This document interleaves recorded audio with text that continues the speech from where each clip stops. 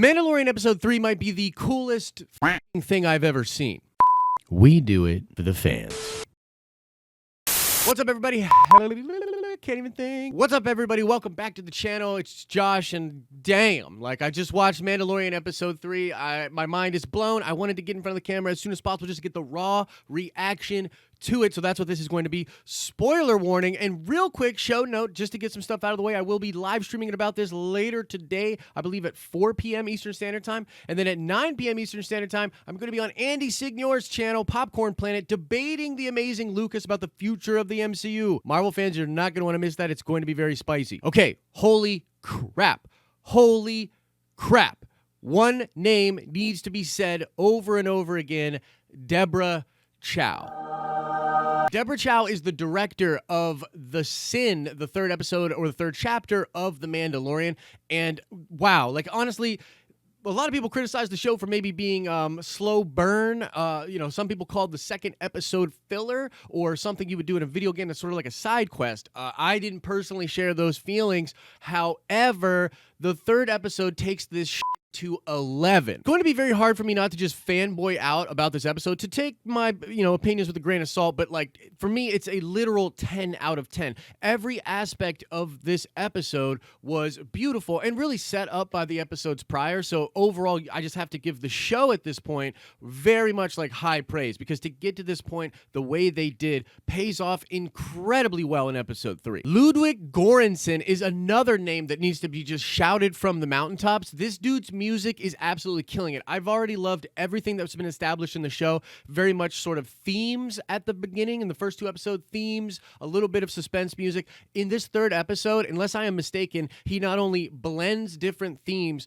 but absolutely builds incredible tension and uplifting feelings in all the right moments. Like, the score for this show is out of control. Ludwik needs to be, we speak sort of hyperbolic as Star Wars fans, but he needs to sort of be handed the baton as the next John Williams. This dude, that's my opinion, you know what I mean? Take it for what you will, but dude is incredible. And again, going back to Deborah Chow, the way she integrates that music and the decisions she made behind the camera in this episode, mind-blowing. And there's this really cool thing happening with The Mandalorian where you watch the episode and then you see who directed it afterwards. Now, I had no idea who was going to be directing this one, and I was just blown away by it. And then when I saw that it was Deborah Chow, I was like, whoa, who the hell is Deborah Chow, and what's going on with Deborah Chow? And the bottom line is, she is not only the first female ever to direct Star Wars, which, like, they couldn't have, look, it's amazing. It's incredible. But also, she is actually going to be the director for all of the Obi-Wan series, unless I am mistaken. So she is actually going to be doing the Obi-Wan series. And if you're a fan of this episode the way that I am, that should, like, when I heard that, I literally shouted. I was like, yes, like, this is amazing. Like, this is exactly what you do. You put talent in place.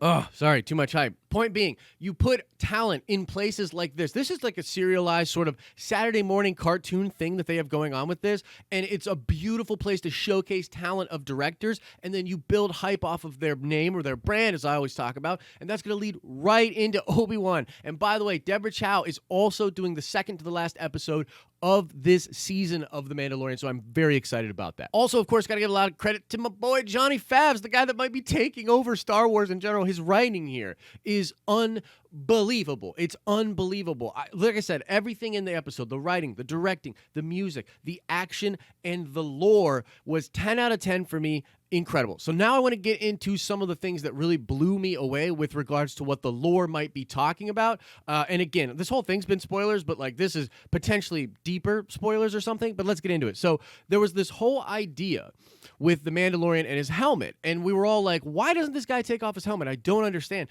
The Mandalorians in the past took off their helmets. The Mandalorians at the time in Rebels took off their helmets. So what's the deal? What's the difference here? Well, I think it all has to do with this thing called the Great Purge. And if you watch this episode carefully, I think it's actually sort of spelled out what is going on with the Mandalorian people. The female Mandalorian with the spikes, the one that runs the foundry, she seemingly has some kind of shamanistic quality within the tribe, or, I think Mandalorians can be matriarchal as well, because obviously Duchess Satine and different females have had very high positions in the houses. We know that from the lore in Legends and in canon. So I don't know. She's a figurehead in the tribe, right? She is explaining that the person that walks the path of the Mando or the Mandalorian is always hunted, has to face constant danger, and they're just in trouble. And then she asks the Mandalorian, have you ever taken your helmet off above ground?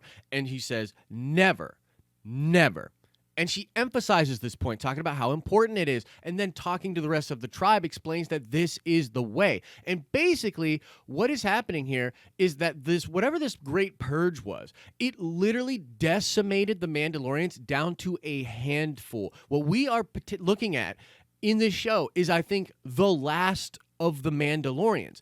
And in order to survive, because they have so many potential enemies out there, including the Empire, potentially even the New Republic, because Mandalore has always been sort of a contentious point for all governments. They're always on their own, and they're always warring. It's you know what I mean? Like, that's their way, right? So literally, we're looking at the last vestiges of this people. And in order to survive, they want to keep the perception going that there is like literally only one Mandalorian. And that's why only one of them goes above ground at one time. That one person never takes their helmet off, so that then when another Mandalorian goes up and they're the one that's up there, everyone just assumes it's the same Mandalorian. That's their game. That's their gig. And at first I was thinking like, wow, does that mean Boba Fett could have potentially been the Mandalorian doing all those bounties? He's the only one we really see in the OG trilogy. And then I kind of thought about Rebels, and I kind of thought about the timeline in canon. I don't think that's exactly the case, although I do hope they explain what was going on with Boba. Is he a foundling? Did he like betray the Mandalorians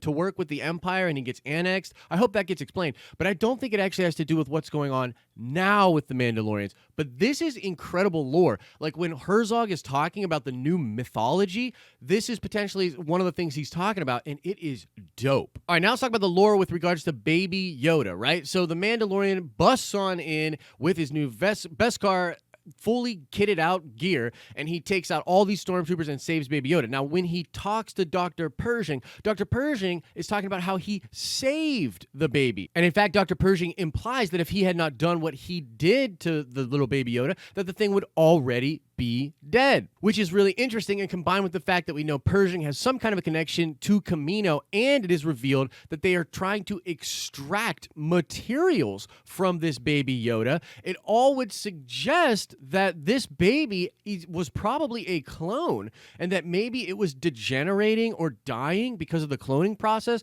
Perhaps being away from Kamino or something had degenerated it. You know, we know that the clones from Attack of the Clones had their growth accelerated, and so I think that had something to do with why they were all decommissioned, because they aged up really, really quick. They eventually got old, and then they were done with. But as Rex and the boys showed in Rebels, the old man clone troopers could still get the job done, and that was pretty cool. But point remains, clones, especially if they're designed to age rather quickly, can have problems. And even if they aren't designed to age rather quickly, they can have problems. This thing could have been dying simply because it was away from life support systems, and it had some kind of genetic thing going on that was terrible. And the reason I find that so cool is because we might be in a situation here where both this Baby Yoda and the Mandalorian are in some ways sort of fighting for their species or culture that is on the brink of extinction. Because I do believe that Yoda and his species are very rare. I mean, we've literally only seen 3 of them in canon at this point. So whatever's going on with that species,